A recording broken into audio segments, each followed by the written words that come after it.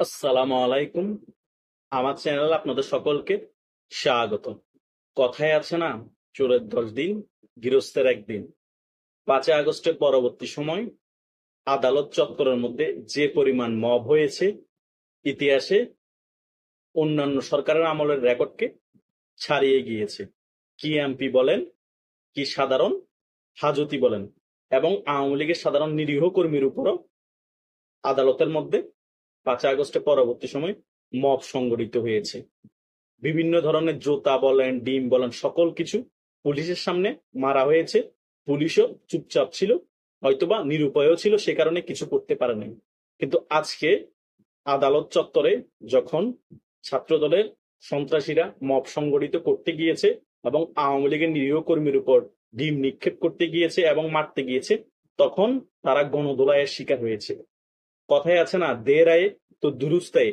Police এতদিন নিরীহ ছিল এবং চুপও ছিল, কিছু বলা নাই। আজকে পুলিশ 4-5 জনকে ধরে ছাত্র দলের নেতাদেরকে গণদোলাই দিয়েছে আদালত চত্বরে।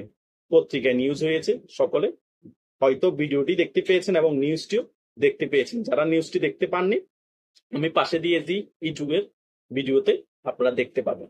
এভাবে করে একটা দেশ চলতে পারে না। এখন পুলিশ অতিষ্ঠ হয়ে গিয়েছে এদের মবের কারণে। কয়দিন পরে জনগণ অতিষ্ঠ হয়ে যাবে, তখন কি করবে? এরা তখন পালানোর পথ পাবে।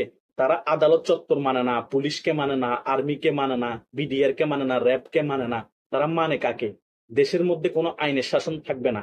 আবার তাও বলে তারা দেশের মধ্যে গণতন্ত্র প্রতিষ্ঠা করবে, দেশের মধ্যে আইনের শাসন প্রতিষ্ঠা করবে। বাংলাদেশের সকল মানুষ এখন নিরাপদে আছে। শুধু আওয়ামী লীগ খারাপ ছিল, আওয়ামী লীগ ফেসিস্ট ছিল। আজকে শাহবাগের মধ্যে জুলাই ঘোষণাপত্র আন্দোলনের জন্য তারা অবরোধ কর্মসূচি দিয়েছে, অবরোধ করে ফেলেছে।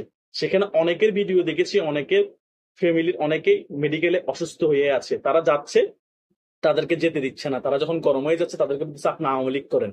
মানে প্রতিবাদ করলে আওয়ামী লীগ ত্যাগ, প্রতিবাদ করলে আওয়ামী লীগ দোষক।